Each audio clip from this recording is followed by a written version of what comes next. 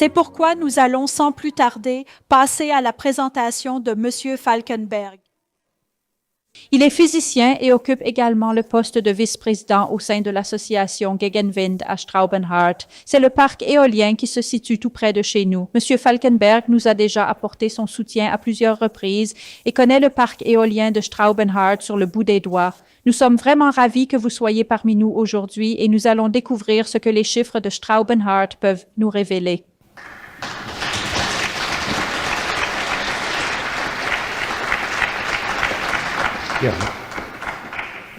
Ja, danke schön für die Vorstellung. Oui, je vous souhaite un bonsoir également de ma part. Je suis ravi que vous ayez fait le déplacement ce soir. Je vais me présenter rapidement.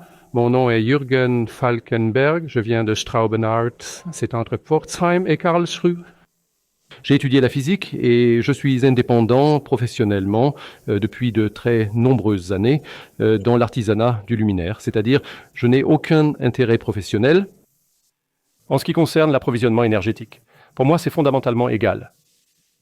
Mon seul intérêt en tant que citoyen est que nous ayons une alimentation électrique abordable et fiable.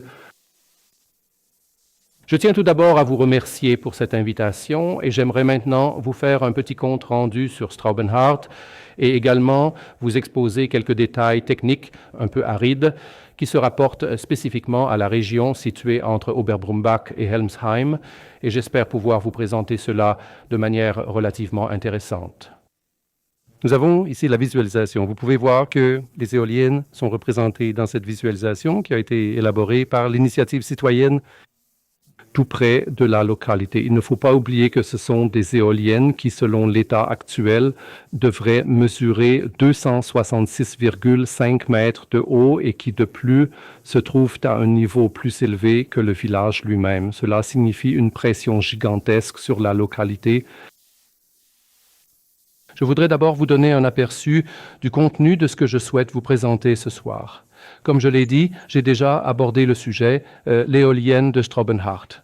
Ensuite, je voudrais parler de l'atlas éolien du Bade-Württemberg, car les prévisions éoliennes qui sont établies avant la construction d'éoliennes se basent généralement sur l'atlas éolien du Bade-Württemberg. Alors, je voudrais comparer comment se présente la situation à Straubenhardt et quelles expériences nous pourrions peut-être transposer à Bruchsal. Et puis, j'ai également un petit élément à aborder dans cette présentation. Des informations que nous trouvons très fréquemment, qui sont avancées concernant l'énergie éolienne et les énergies renouvelables en général. Nous en avons déjà entendu une ce soir sur laquelle je reviendrai concrètement plus tard. Dirigeons-nous donc vers Straubenhardt. À Straubenhardt, toute la planification de l'énergie éolienne. La situation s'est déroulée de manière différente ici. On pourrait même dire elle s'est tenue en coulisses et fut en fait présentée à la population le dernier jour d'école, soit juste avant les grandes vacances d'été, lors d'une manifestation similaire organisée dans un gymnase. Et donc, tout d'abord, c'était relativement difficile et notre initiative citoyenne ne s'est constituée qu'au cours des 3 mois suivants et nous avons ensuite essayé de diffuser l'information au public, comme le fait aussi Pas d'éoliennes en forêt ici. Une discussion pour savoir si la commune voulait vraiment une éolienne n'a en fait jamais eu lieu. Comme je l'ai dit, les décisions ont été prises plus ou moins en coulisses. Entre 2016 et 2017, le financement des installations d'énergie renouvelable est passé d'un montant fixe à un système d'appel d'offres. Et cela a eu la particularité qu'en décembre 2016, un très grand nombre d'installations ont été approuvées, et notamment le 30 décembre, donc la veille du Nouvel An, alors que les administrations ne travaillent normalement pas, la majeure partie des autorisations de cette année a été accordée en Bade-Württemberg. Que celui qui voit le mal se dénonce. La politique s'est donc apparemment laissée influencer à prendre des décisions dans l'intérêt des investisseurs. Ce qui était le cas particulier à Straubenhardt, c'est que le rapport d'expertise en matière de protection de la nature contenait des erreurs massives. Et même l'étude de faisabilité économique était à vrai dire très discutable. Début 2017, les travaux ont commencé. On voit ici de grandes trouées pratiquées dans la forêt, là où les chemins forestiers mesuraient 2,5 mètres de large, ils en font maintenant 4,5. Et surtout, l'ensemble des chemins doit être massivement renforcé, car il nécessite une capacité de charge élevée pour que les poids lourds et les engins forestiers puissent traverser la forêt. Par endroits, de nouveaux chemins ont même été entièrement construits. Ici, vous avez maintenant un aperçu du quartier de Langenalb. Strobenhardt est une commune qui se compose de 6 quartiers et ici, les éoliennes sont encore agréablement éloignées de ce qui est actuellement envisagé. Nous avons encore 1600 à 2400 mètres de distance. Donc, l'éolienne la plus proche, c'est celle-ci, juste là. Elle est située à une distance d'environ 2000 mètres d'ici, depuis notre point d'observation actuel. Les éoliennes de Strobenhardt, elles, ne mesurent que 200 mètres de hauteur. Et ici, nous avons actuellement un projet dans la commune voisine de Strobenhardt. L'année dernière, il y a eu un référendum citoyen à Greffenhausen. Vous avez ici une visualisation à l'échelle, très fidèle à la réalité, et le référendum citoyen a été remporté par l'initiative des citoyens. Cela signifie donc que ces installations ne verront pas le jour, du moins pas au cours des 3 prochaines années. Et ce que l'on peut observer ici, c'est que les distances sont vraiment incroyablement faibles. 870 mètres pour une installation prévue de 265 mètres de hauteur. C'est un scénario tellement lourd et oppressant. Je reviens à présent sur Strobenhardt. Là-bas, nous avons encore des installations relativement petites qui, de par leur conception, ont déjà environ 10 ans. Ce sont des installations Siemens de 3 MW. Ils ont une hauteur de moyeu de 140 mètres ou de 142 mètres et un diamètre de rotor de 113 mètres. Déjà, pour ces installations de taille relativement modeste, 14 hectares de forêt ont été défrichés. Le sol est, comme je l'ai dit, très fortement compacté. Et l'étude de rentabilité dont j'ai déjà parlé a établi pour Strobenhardt une prévision de 87 000 MWh pour ces 11 éoliennes. Nous avons trouvé cela assez aventureux. Nous avons alors fait nos propres calculs et nous sommes arrivés à une prévision que nous avons établie à partir des données éoliennes du service météorologique allemand et de l'ancien atlas éolien. Nous sommes arrivés à 57 600 MWh par an de production annuelle. Et maintenant, dans le prochain tableau, je vais vous montrer quelle est la production que nous avons réellement à Strobenhardt. Cela peut sembler un peu déroutant au premier abord. Il y a beaucoup de chiffres. Je vais mettre en évidence ce qui est important. C'est ici que nous avons le rendement réel. Et comme les installations n'étaient pas entièrement opérationnelles au cours de cette première année, il existe donc ce rendement ajusté en fonction du temps qu'il extrapole statistiquement.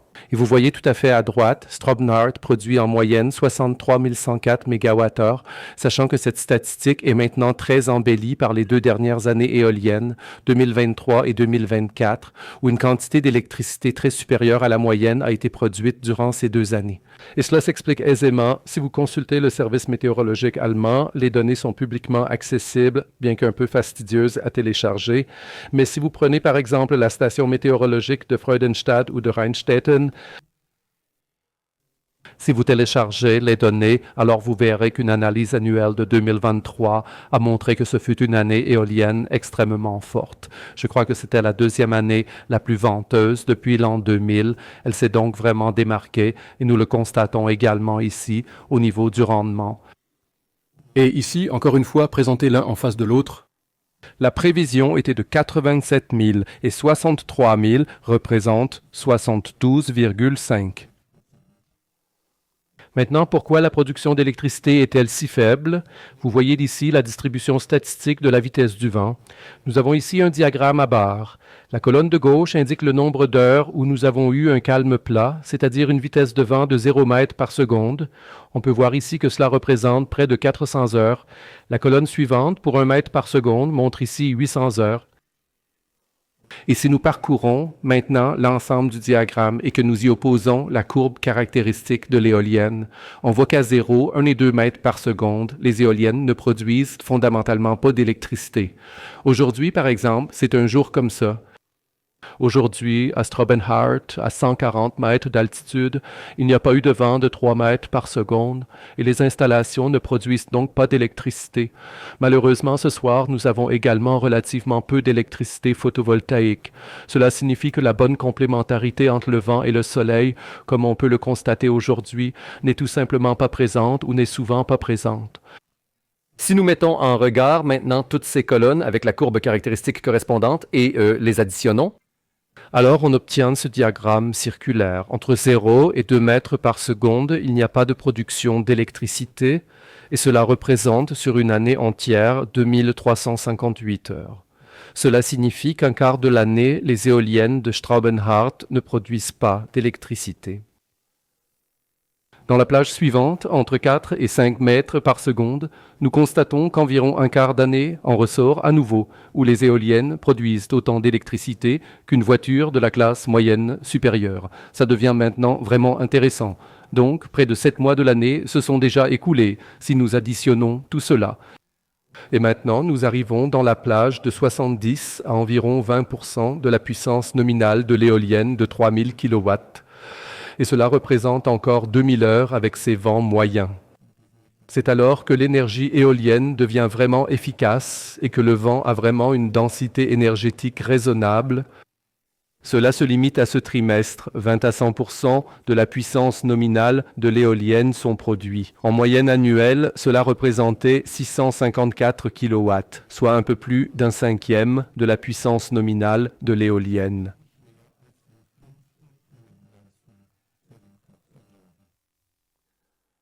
Nous avons déjà beaucoup entendu de M. Canet sur les subventions, à savoir que l'énergie éolienne n'existe fondamentalement sur le marché que grâce aux subventions.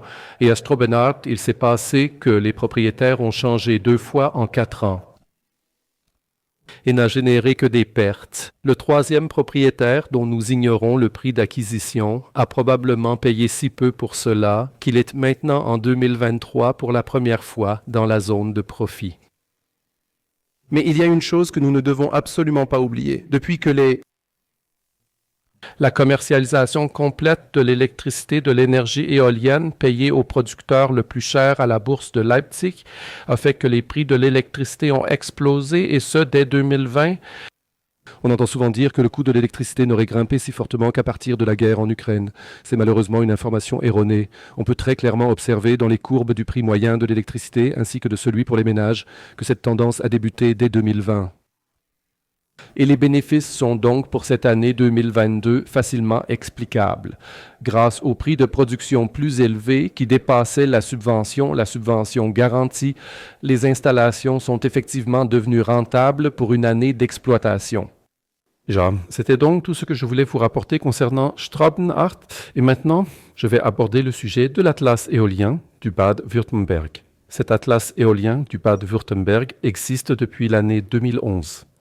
Le premier atlas éolien dans sa version initiale était encore d'une conception relativement simple.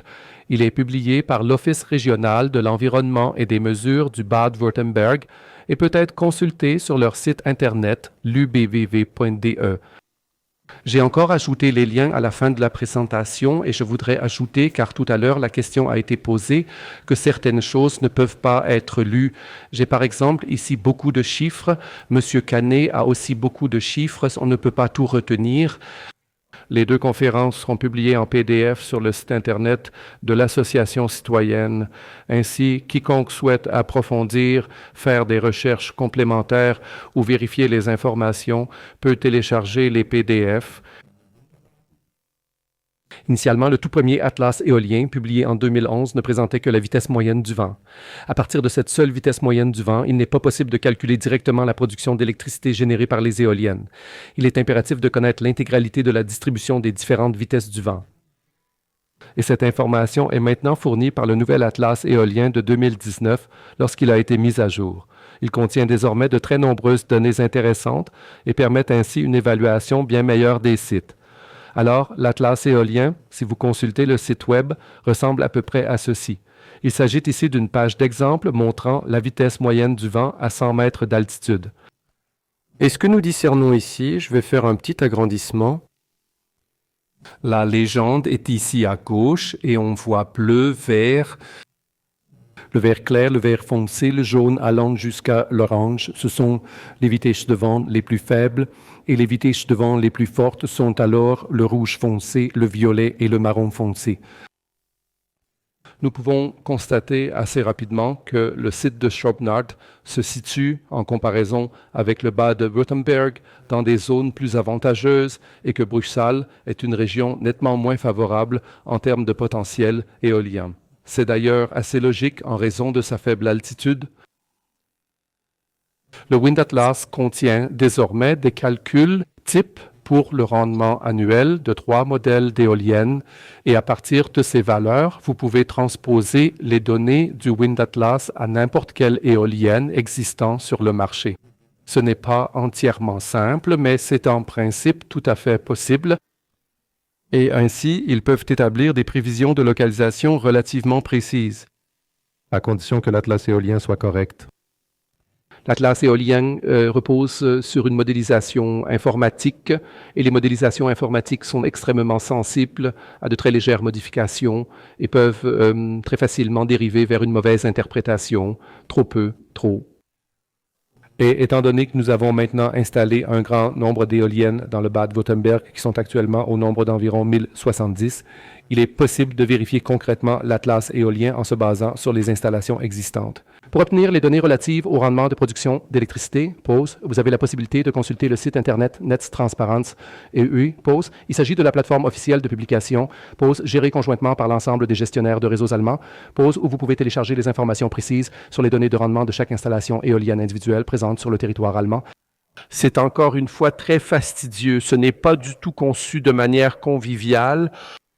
Il est possible qu'on ne souhaite pas vraiment que tant de gens le fassent. Quoi qu'il en soit, nous avons maintenant des éoliennes qui sont déjà d'un certain âge en Bade-Württemberg. Nous allons chercher leur rendement et nous examinons l'atlas éolien en nous basant sur les données de prévision. Que prédirait l'atlas éolien pour ces installations? Et là, nous constatons, comme vous pouvez le voir ici, que nous enregistrons partout un net sous-dépassement. Ici, nous avons donc 69,74% à Möckmühl, Straubenhart, 72,5% à Winterbach, également dans cette fourchette inférieure à 75%.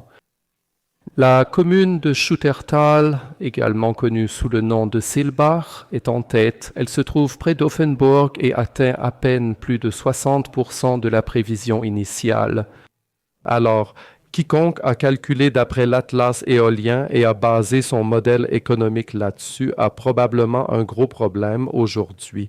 Le seul site est celui de Hagersbach, également connu sous le nom de Gersbach. Bien sûr, nous allons le visualiser rapidement à l'aide d'un graphique. Utilisons à nouveau la carte de l'atlas éolien en arrière-plan. Rabenstein se trouve donc au nord, Hardheiser-Wald, où Möckmühl est situé sur l'autoroute A81.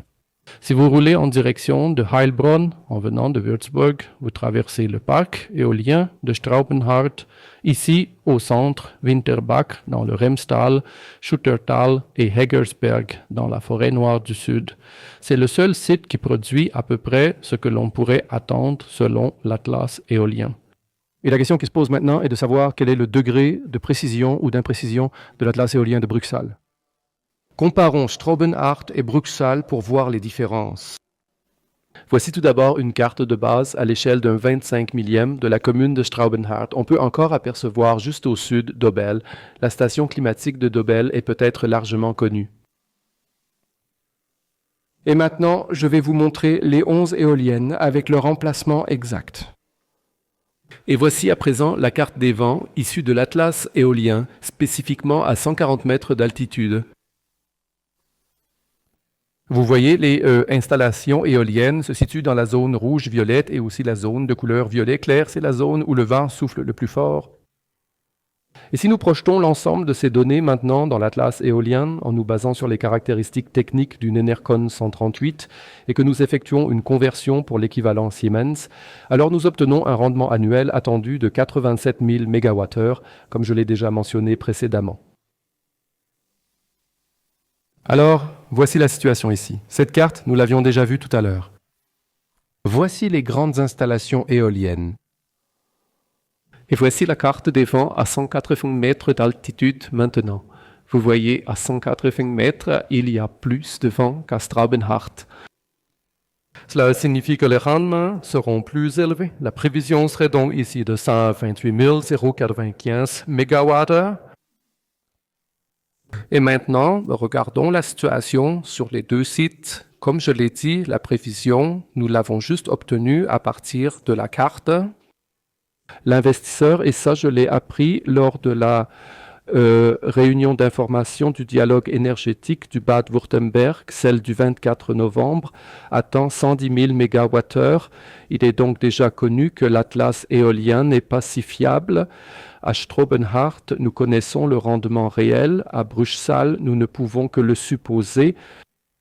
Et nous pouvons maintenant naturellement supposer que l'atlas éolien, puisqu'il est un modèle informatique où les cellules individuelles sont interconnectées, présente une déviation similaire à Straubenhardt, dans un rayon pas trop éloigné.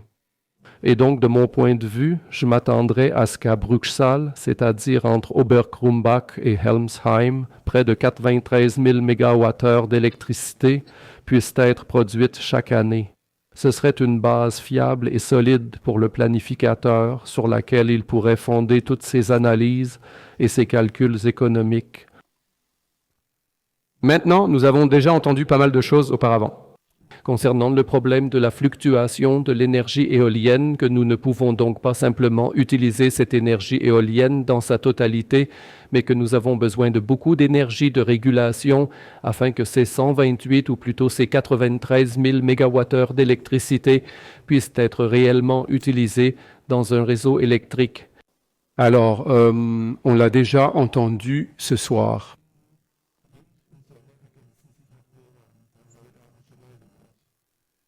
C'est ce qui se passe quand on affiche les données mensuellement. Mais vous ne pouvez pas faire fonctionner une centrale ou un réseau électrique avec une production moyenne mensuelle. La quantité d'électricité doit correspondre exactement aux besoins à chaque seconde. Et si nous ne l'analysons qu'à l'heure, en fait, nous devrions décomposer le graphique à la seconde et zoomer très profondément. Mais si nous ne l'analysons qu'à l'heure, alors vous voyez bien qu'il ne reste plus rien de cet excellent complément. L'électricité connaît des fluctuations extrêmement importantes et cette compensation, nous la gérons actuellement en Allemagne avec la transition énergétique allemande au cours des 25 dernières années en comblant les écarts entre ces très nombreuses lacunes de production grâce aux centrales thermiques. Et à ce jour, rien n'a changé. Aujourd'hui, suite à l'arrêt des centrales nucléaires, la capacité de production thermique des centrales ne suffit plus et nous sommes contraints d'importer toujours plus d'électricité. Et à chaque fois qu'une centrale thermique supplémentaire est déconnectée du réseau, nous devrons importer la puissance correspondante de l'étranger. C'est un graphique tout aussi perfide qui dissimule en réalité l'information selon laquelle le vent et le soleil se complètent parfaitement. Et c'est précisément ici que cette astuce a été employée. Nous voyons ici un point pour l'énergie éolienne en bleu, le photovoltaïque en rouge et la somme des deux en noir pour chaque jour de l'année, le 1er janvier, le 2 janvier et ainsi de suite, un point. Il semble donc à première vue que nous ayons en hiver toujours beaucoup de vent et peu de solaire et en été peu de vent et beaucoup de solaire et les deux se complètent idéalement.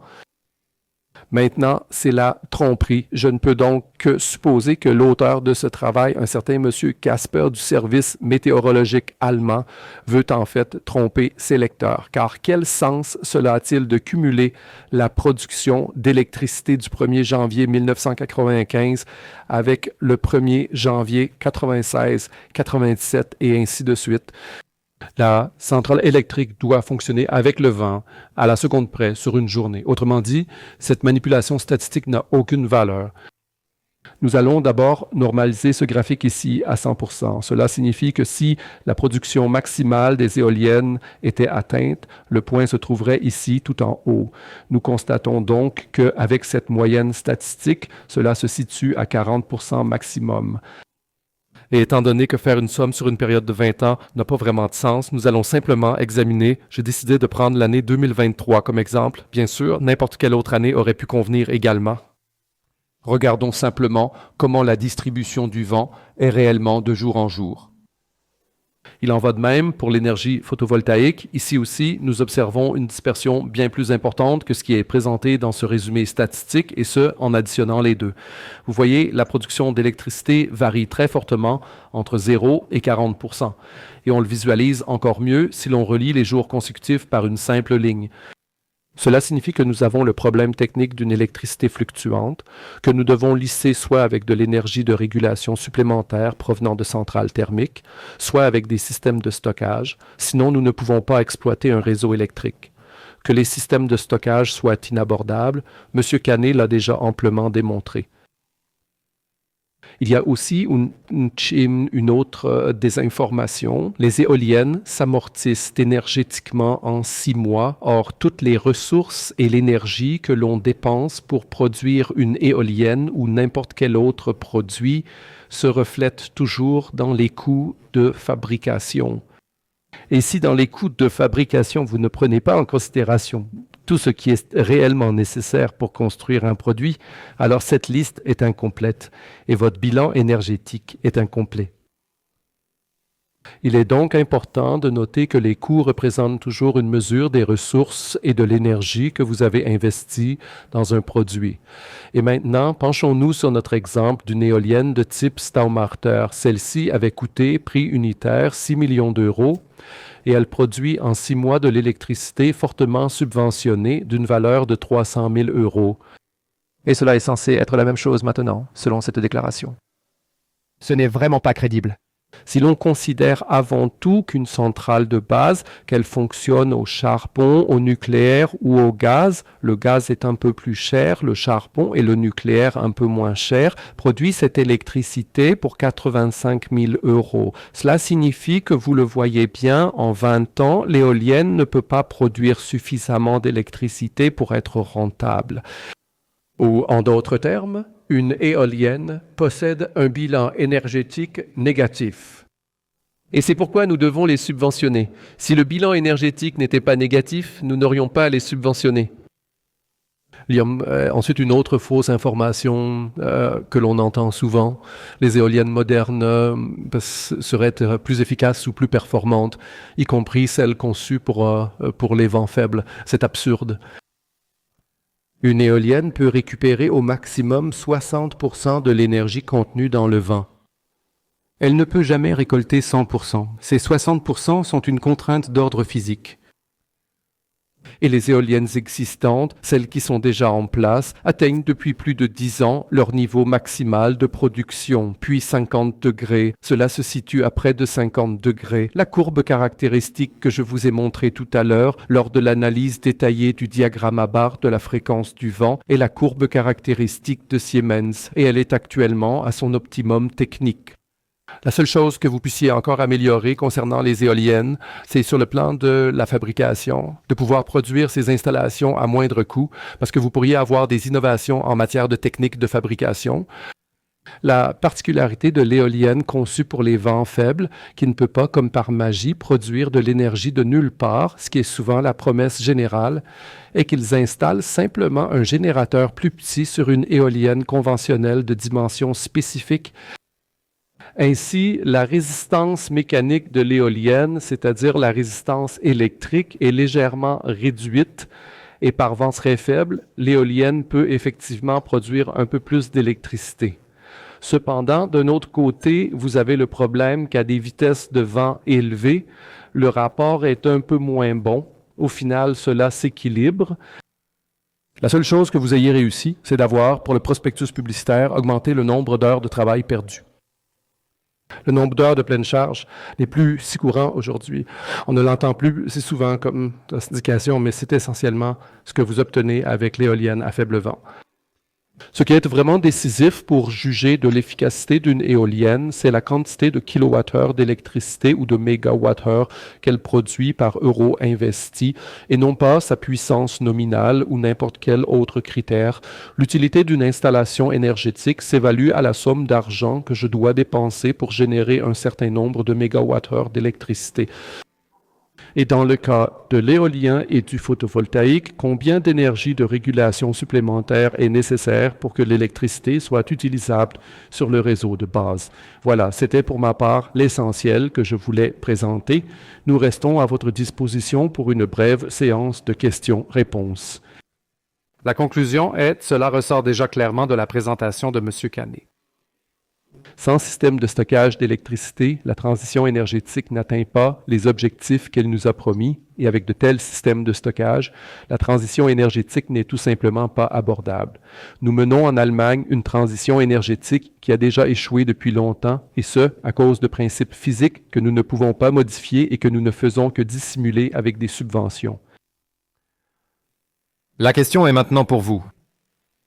Est-ce ainsi que nous voulons que le paysage de Helmsheim se présente à l'avenir, ou préférons-nous qu'il soit comme ça? Alors, et puis... Ou un truc comme ça? Je vous remercie donc de votre attention et je tiens à vous exhorter une fois de plus à prendre part au référendum citoyen, quelle que soit votre décision, que ce soit oui ou non, mais participez absolument à cette opportunité démocratique. Je serais bien sûr ravi, si nous avons pu vous présenter les arguments, que vous approuviez le référendum citoyen en votant oui. Merci beaucoup.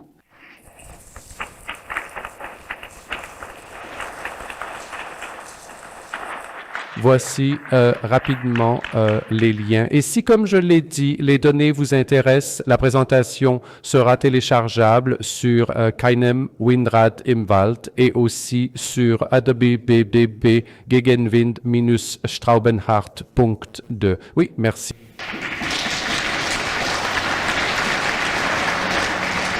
Il est